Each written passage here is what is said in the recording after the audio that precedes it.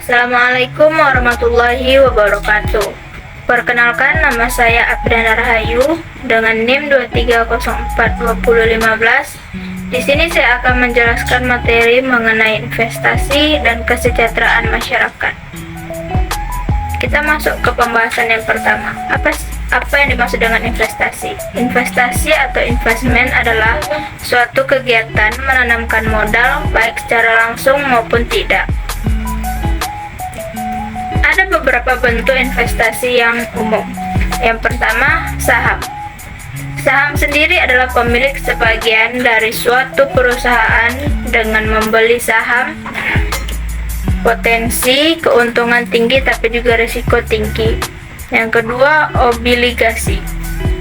Obligasi adalah menyediakan pinjaman kepada pemerintah atau perusahaan dengan imbal hasil tetap. Lebih stabil dibandingkan saham, tapi biasanya memberikan pengembalian yang lebih rendah. Yang ketiga, reksadana. Reksadana adalah investasi kolektif, di mana dana dari berbagai investor digabungkan untuk diinvestasikan dalam berbagai instrumen keuangan seperti saham, obligasi, atau pasar uang. Yang keempat adalah properti. Properti adalah membeli properti untuk disewakan atau dijual dengan harapan mendapatkan keuntungan dari apresiasi nilai properti atau pendapatan sewa. Yang kelima, emas dan logam mulia. Berinvestasi dalam emas fisik atau instrumen keuangan yang melacak harga emas biasanya dianggap sebagai lindung nilai terhadap ketidakstabilan ekonomi. Yang keenam, mata uang asing. Mata uang asing ini berinvestasi dalam mata uang asing untuk mendapatkan keuntungan dari fluktuasi nilai tukar. Yang ketujuh, investasi langsung. Investasi langsung ini berinvestasi secara langsung dalam suatu bisnis atau proyek dengan harapan mendapatkan keuntungan dari pertumbuhan atau keberhasilan bisnis tersebut. 8. Pensiun dan dana darurat. Menabung secara teratur dalam rekening tabungan, dana pensiun atau dana darurat untuk kebutuhan masa depan. Beberapa jangka waktu investasi yang umum.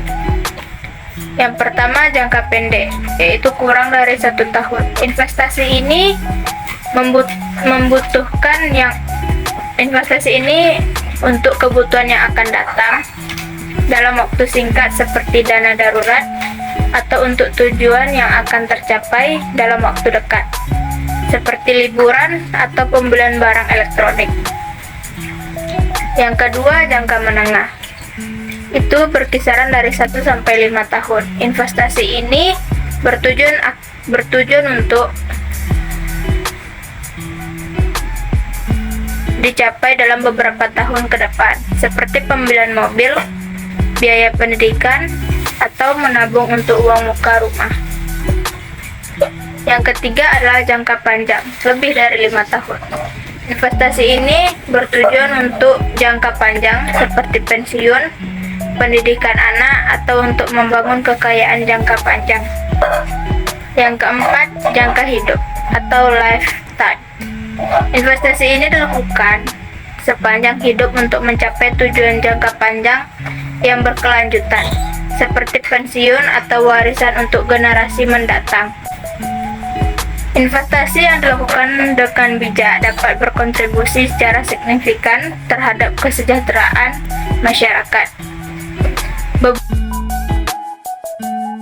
Beberapa cara di mana investasi dapat mempengaruhi kesejahteraan masyarakat meliputi 1. Penciptaan lapangan kerja, 2. Peningkatan pendapatan, 3. Pengembangan infrastruktur, 4. Peningkatan inovasi dan teknologi, 5. Peningkatan kesejahteraan sosial.